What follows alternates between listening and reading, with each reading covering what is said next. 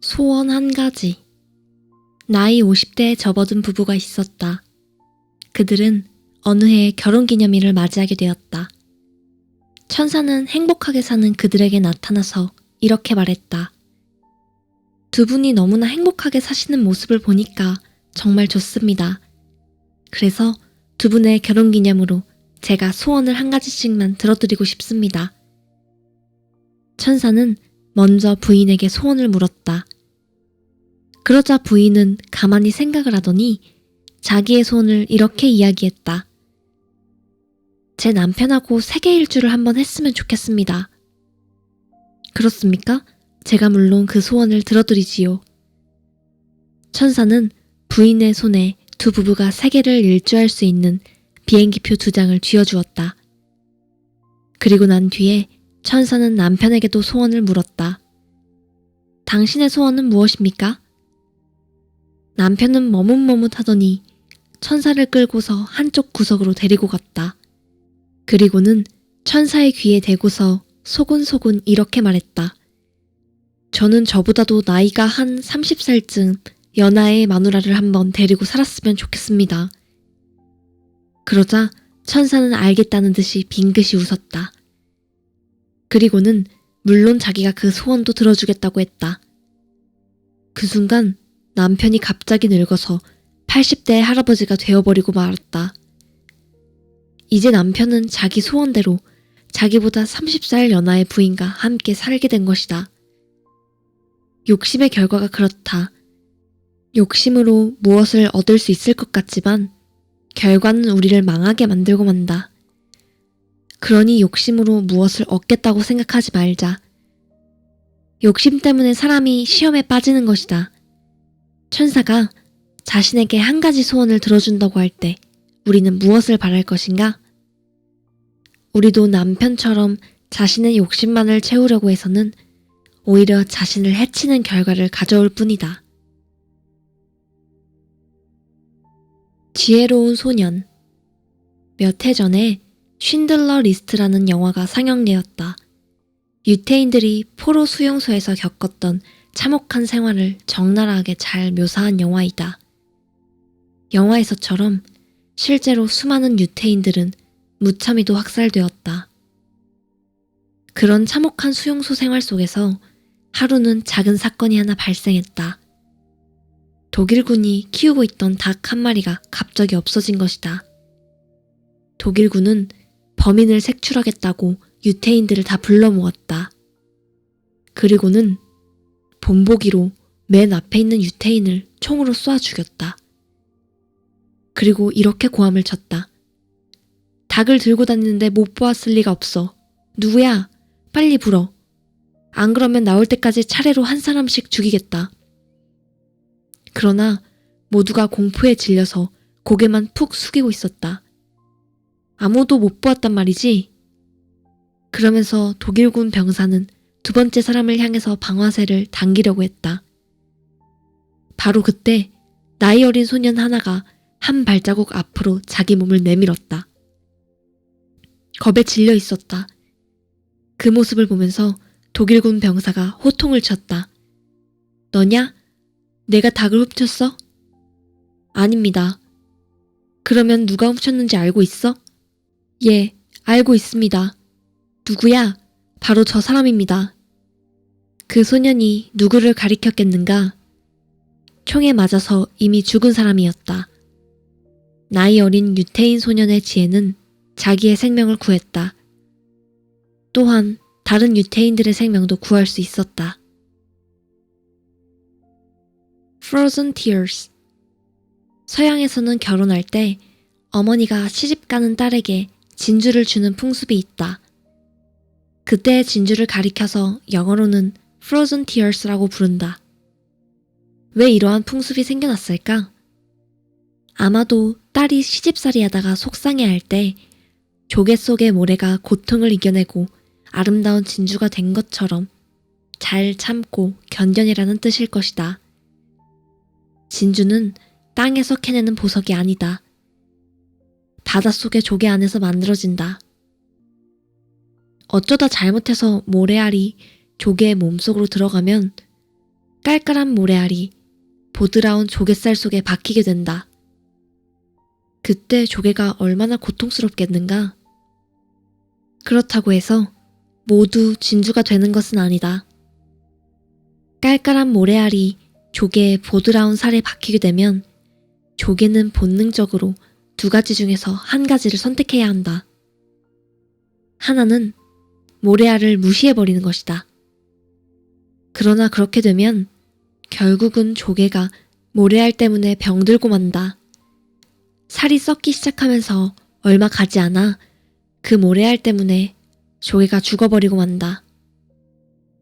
또 다른 하나는 조개가 모래알의 도전을 받아들이는 것이다. 그래서 조개는 네이커, 진주충이라는 생명의 즙을 짜낸다. 조개는 이 생명의 즙으로 자기 몸속에 들어온 모래알을 계속해서 덮어 싸고 또 덮어 싼다. 하루, 이틀, 한 달, 두 달, 1년. 2년 동안을 계속해서 생명의 즙으로 모래알을 감싸고 또 감싼다. 그렇게 해서 이루어진 것이 바로 진주이다. 우리가 살아가다 보면 우리의 삶 속에도 이런저런 모래알이 들어올 때가 있다. 그것을 우리는 시련이라고 부른다. 우리에게 어떠한 시련이 임할 때 내가 지금 값진 진주를 품고 있구나 라고 생각하자. 내가 당하는 시련이 크면 클수록 내가 품고 있는 진주도 더 값지고 더 크겠구나 라고 생각하자. 그러면 오늘 우리가 흘리는 눈물은 내일이면 아름다운 진주로 바뀔 것이다. 쿼터리즘. 우리나라 사람들이 잘 쓰는 말 가운데 하나가 빨리빨리이다. 음식점에 가서 음식을 주문하고 난 뒤에는 꼭 빨리빨리 해주세요 라는 단서가 붙는다.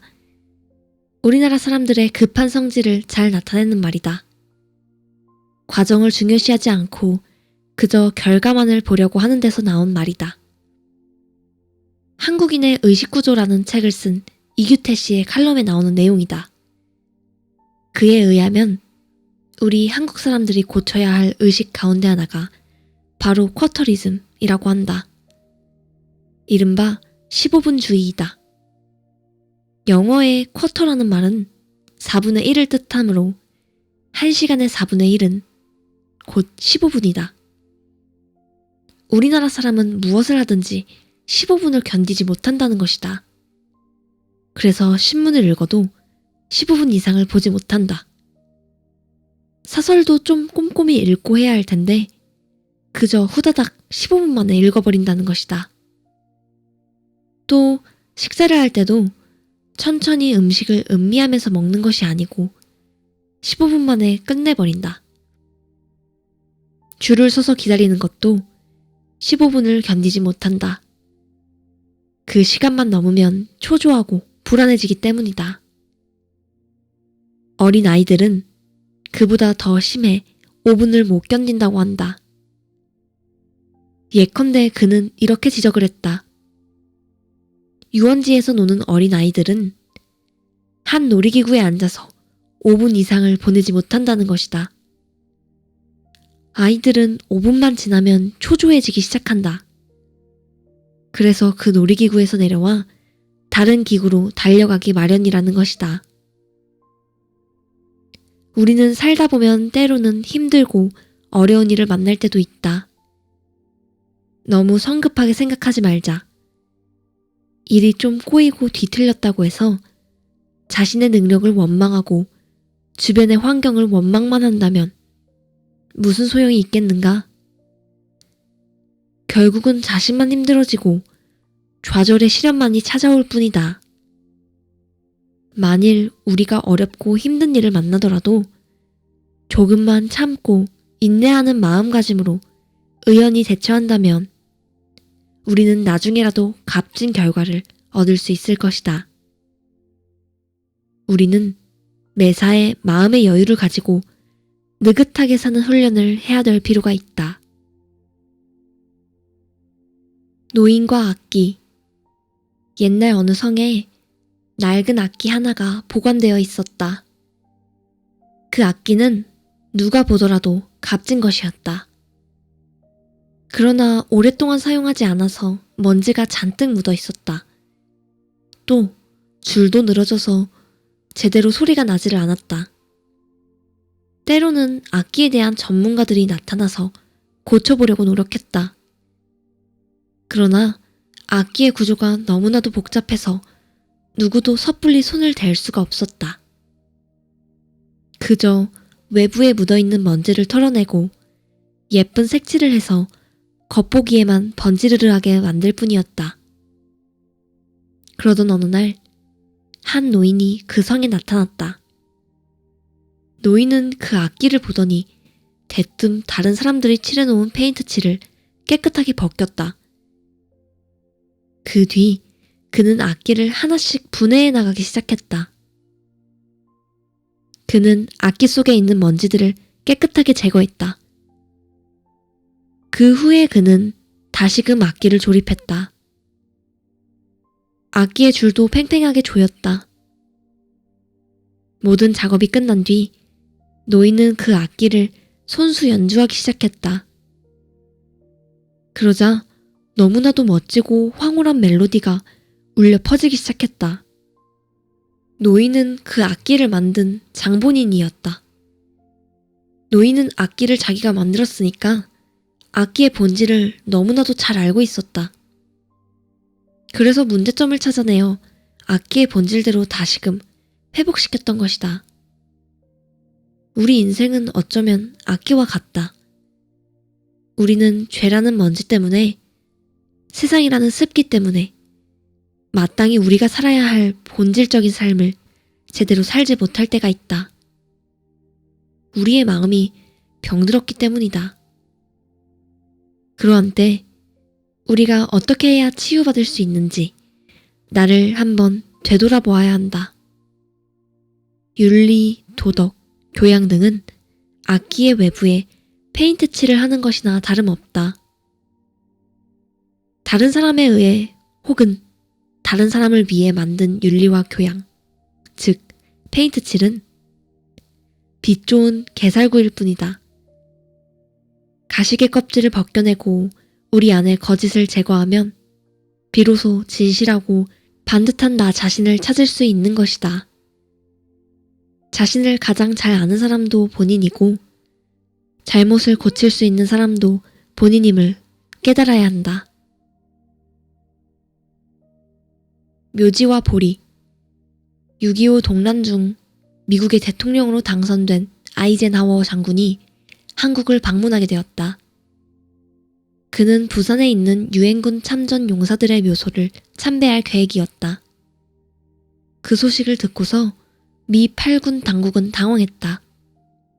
말이 묘지이지 황량한 벌판일 뿐이었다. 그저 시체가 생기면 땅속에 파묻는 것이 고작이었다.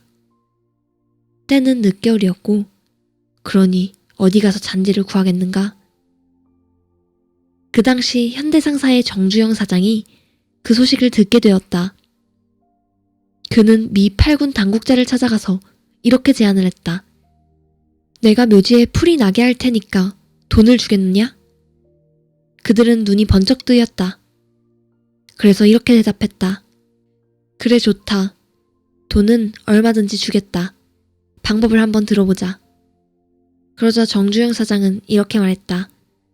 방법만 듣고 돈을 주지 않으면 나만 손해볼 것이 아니냐. 그러니 먼저 계약을 체결하자. 미 8군 당국자들은 마음이 급했다. 그래서 계약을 체결했다. 그 길로 정주영 사장은 그 주위에 있는 보리밭을 모두 사들였다. 때마침 눈 속에는 보리싹이 새파랗게 솟아오르고 있었다. 그는 인부들을 시켜서 그 보리를 다 파내었다. 그리고 때를 입히듯이 그것으로 묘지를 다 입혔다. 예정한 날 아이젠하워 장군과 그 일행은 유엔군 묘소를 참배하고 돌아갔다. 묘지마다 새파란 보리싹이 덮여 있었으니까 보기에는 좋았을 것이다. 그러나 그로부터 사흘 뒤에 그 묘지는 다시금 누런 색깔로 변해버리고 말았다. 보리에 뿌리가 없었기 때문이다. 정주영 사장의 재치 있는 대처와 순발력은 높이 살만하다. 그러나 순간적인 자연이란 있을 수 없다. 옛말에 눈 가리고 아웅한다는 말이 있다. 근본이 없으면 반드시 흔들리게 마련인 것이다. 돼지와 암소. 욕심이 많기로 소문난 돼지가 하루는 길거리에서 자기가 잘 아는 암소를 만났다. 돼지는 암소에게 다가가서 인사를 했다. 그리고는 평소에 자기가 가지고 있던 불만을 그에게 토로했다. 얘 암소야, 반갑다. 나 너에게 할 말이 좀 있어. 너 내 말을 좀 들어봐. 너도 보다시피 내가 사람들에게 얼마나 잘해주느냐? 사람들은 내 고기를 가지고 햄도 만들어 먹고 베이컨도 만들어 먹잖아? 어디 그것뿐인 줄 알아? 내 창자를 다 빼가지고 순대로 만들어 먹고 심지어는 발가락도 족발이라고 해서 얼마나 맛있게 먹니? 그런데도 사람들은 왜 나를 싫어하고 너 암소만을 좋아할까? 암소가 당연한 것을 묻는다는 듯이 이렇게 대답을 해주었다. 그거야 당연하지. 이유는 뻔해. 너는 죽어서만 좋은 일을 하고 살아있을 때는 너만 먹잖아. 그러나 나를 생각해봐. 나는 살아있으면서도 사람들을 위해서 열심히 일해주고 있지 않니? 또 나는 그들에게 맛있는 우유도 주잖아. 그래서 사람들은 나를 좋아하고 너는 싫어한단다. 내가 가지고 있는 물질은 어차피 죽으면 남에게 다 주고 가야 한다. 우리가 이 세상에 올 때 빈손으로 왔던 것처럼 이 세상을 떠날 때에도 빈손으로 가야 한다. 그것은 누구에게나 공평한 일이다. 그러니 어차피 가지고 가지 못할 물질이라면 살아있을 동안에 남에게 많이 베풀도록 하자. 죽고 나면 어차피 남의 것이 될 물질이 아닌가? 죽고 나서 주면 아무런 소용이 없다. 좋은 소리를 못 듣는다. 자신만 챙기는 것이 아니라 항상 누군가에게 베풀고 나누어주는 사람이 어느 사회에서건 대접받는다. 있을 때 잘하란 시쳇말처럼 평소에 너그럽게 베풀고 나누는 사람이 우리에게는 더 필요한지 모른다. 자신의 먹을 것만 아는 돼지가 부정적으로 인식되듯이 우리는 이와 같지 말아야 한다. 늘 주변에 베풀 것은 없는지, 자신의 가진 것이 많지 않더라도 소박한 나눔을 실천하는 것이 중요하다.